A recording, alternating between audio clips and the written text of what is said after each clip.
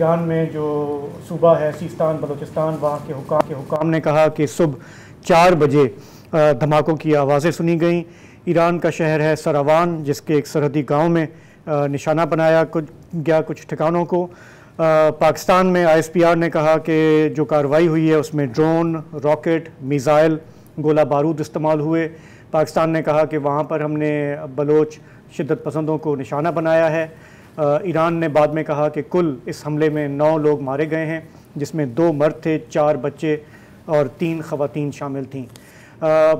पाकिस्तान की तरफ से कहा गया है कि ये हम इसका जवाब देना ज़रूरी था, लेकिन हम एस्केलेशन नहीं चाहते। हम चाहते हैं कि तमाम मामला जो हैं वो बातचीत के ज़रिए हल हों, लेकिन अगर हमारी सॉवरेनिटी वायलेट होगी तो जवाब देना हमारी मजबूरी होगी। पाकिस्तान ने जो रिस्पॉन्ड किया उसके बाद जो कशीदगी है वो कम होगी या वो बढ़ेगी। अच्छा, अभी तक कुछ रिपोर्ट्स ये आ रही हैं ईरान से कि जो पाकिस्तान के बॉर्डर एरियाज़ हैं वहाँ पे उन्होंने कोई एक्सरसाइजेज़ शुरू की हैं। अब ये पता नहीं कि वो पहले से तय थी या वो कुछ मसल फ्लेक्सिंग कर रहे हैं। और हमें अभी ये भी नहीं पता कि ये कंफर्म है या नहीं है, क्योंकि आजकल जितनी चीज़ें फैल रही होती हैं और जितनी चीज़ें फैल रही होती हैं, ख़ास तौर पर फॉग ऑफ वॉर में, तो बहुत मुश्किल होता है कहना कि क्या है और क्या नहीं है। अगर है तो हमें यकीनन पता लग जाएगा, पता लग जाएगा। जहाँ तक एस्केलेशन की बात है, क्योंकि ये ज़ाहिर खतरा है,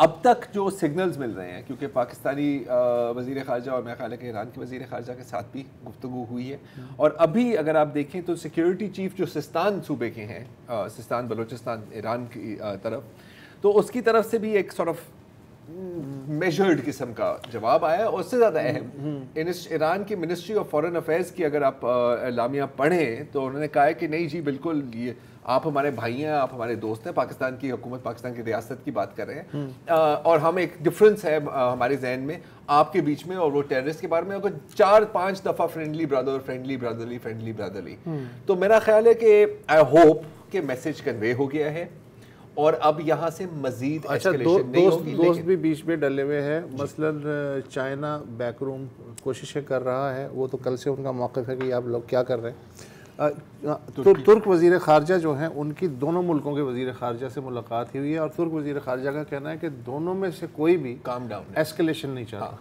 तो वो भी लगे हुए हैं जी, वो भी लगे हुए हैं। और मेरे ख्याल रूस का भी कुछ, रूस ने भी ये कहा, रूस ने कहा है कि कशीदगी कम करें। अमेरिका ने अलबत्ता सख्त मजम्मत की है ईरान की। अच्छा, और रूस, मुत्तहिदा अरब अमीरात, अमेरिका और सऊदी अरेबिया, तो रूस का खासा कैलिब्रेटेड बयान है। हालांकि रूस का जो है वो ईरान के साथ है, लेकिन उन्होंने ये कहा है कि जी दहशतगर्दी के खिलाफ कार्रवाई डेफिनेटली होनी चाहिए। अगर सरहद पार भी होती है तो कम से कम ये है कि उससे अंडरस्टैंडिंग या इजाज़त, जो भी एक टूल्स हैं, वो इस्तेमाल करने चाहिए।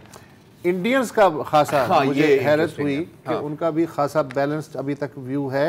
इंडियंस ये कह रहे हैं, रणधीर जायसवाल जो उनके फॉरेन स्पोक्स पर्सन हैं, कि दहशतगर्दी के ख़िलाफ़ भारत की जो टॉलरेंस है वो ज़ीरो है। हम समझ सकते हैं कि दोनों ममालिक अपने तहफ़्फ़ुज़ के लिए इक़दामात कर रहे हैं, ये उनका आपस का मामला है।